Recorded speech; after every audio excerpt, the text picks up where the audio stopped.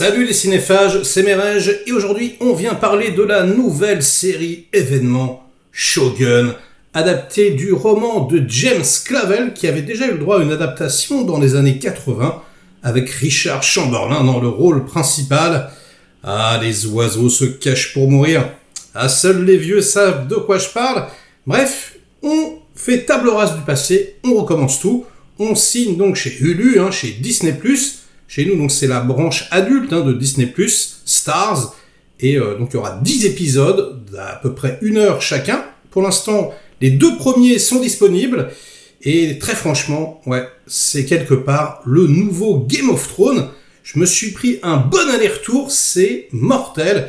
Alors dans les rôles principaux, on y retrouve Hiroyuki Sanada, Sankukai c'est la bataille, et Cosmo Jarvis, que je connais pas bien, qui est un bon comédien avec une voix très rauque, très grave, beaucoup de charisme. Donc en gros, on va suivre ce capitaine, John Blackthorne, qui, avec son vaisseau, son bateau, je sais pas comment ça s'appelle, d'époque, s'échoue sur les côtes du Japon, avec son équipage qui est quasiment mort. Ils sont tous en train de crever la dalle, mourir de faim. Ils se font récupérer donc par les Japonais.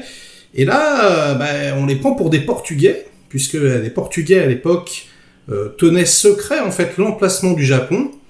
Et finalement, il s'avère que c'est un Anglais.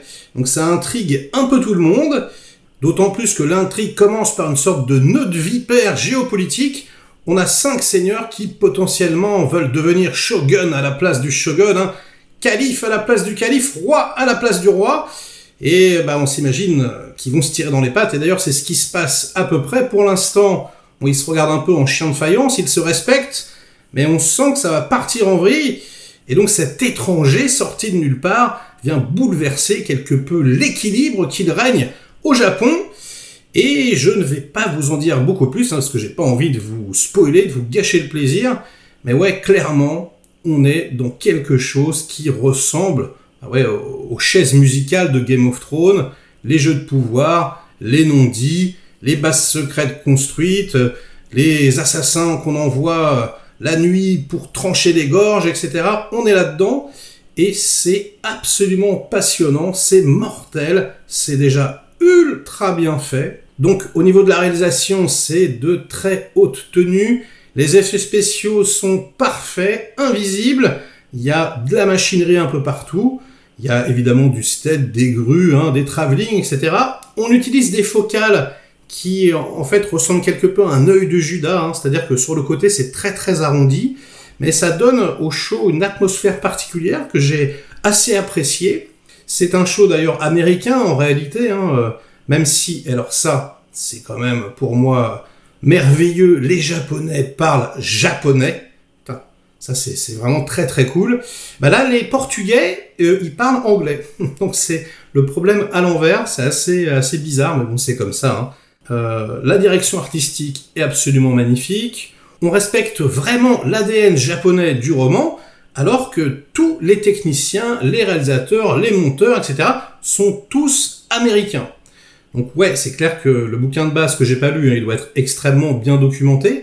Mais on sent que c'est fait avec amour. On sent que les mecs, vraiment, ils ont pas envie de faire n'importe quoi. Ils ont envie que ça plaise aux Américains. Donc les Japonais parlent pas trop. C'est-à-dire que ils ont limité les dialogues. Également plusieurs interprètes qui interviennent donc pour traduire le japonais et l'anglais. Du coup, ça permet aux spectateurs américains, j'imagine, de réentendre les choses, que ça soit un peu plus digeste. Mais très franchement, ça sointe l'authenticité par tous les pores de la pore du show. On est vraiment dans le Japon médiéval. C'est vraiment extrêmement bien fait. Et puis l'intrigue monte en puissance. Vraiment, les 2 premiers épisodes, et c'est ce qui est frustrant, sont insupportables puisqu'on a instantanément envie de savoir la suite. Donc là, il y a les 2 premiers. Ensuite, il y aura un épisode toutes les semaines. Oh là là, l'attente va être extrêmement difficile. On aurait aimé tout binge-watcher. En même temps, ça fait une sorte de point commun avec Game of Thrones où on était obligé d'attendre 1 semaine avant chaque épisode, comme un gros événement. Moi, je pense que je le fais rarement sur la chaîne, mais là, je vais peut-être me fendre d'une critique par semaine parce que c'est vraiment de très très haute qualité. Personnellement, j'adore les dragons, j'adore Game of Thrones. Mais là, ça me touche encore plus, hein, si vous suivez la chaîne avec assiduité, vous le savez. Voilà, moi, la Chine, le Japon, la Corée, l'Asie en général, c'est vraiment quelque chose que j'adore au cinéma, dans les séries télé. Hein. Je vous ai fait dernièrement quelques critiques de séries coréennes, japonaises. Hein. Et là, quelque part, on est dans la version américaine de cette saveur, mais c'est vraiment, n'ayez aucune crainte, extrêmement bien fait, encore une fois. Donc, jetez-vous dessus, les petits amis, hein. Courez sur Disney+. Pour une fois qu'on a un truc incroyable sur Disney+, c'est quand même assez rare pour être signalé. Voilà, je trouve ça immanquable. Donc, on en parlera ensemble dans les commentaires quand vous l'aurez vu. Qu'est-ce que vous en pensez? Est-ce que, comme moi, vous savez, hein, je suis monsieur superlatif. Est-ce que vous trouvez ça absolument extraordinaire? Est-ce que vous trouvez ça juste bien? Ou est-ce que vous trouvez que c'est complètement pourri? C'est à vous de jouer. Et sur ces bonnes paroles, j'ai envie de vous dire, ce sera la fin de ce petit retour, de cette petite critique des 2 premiers épisodes de Shogun. Et puis voilà, c'est terminé. Donc likez la vidéo si elle vous a plu, diverti un minimum, délikez-la sinon. Inondez-moi de commentaires comme d'habitude pour faire marcher le petit robot YouTube. Et nous, on se retrouve très vite pour de prochaines aventures. Ciao!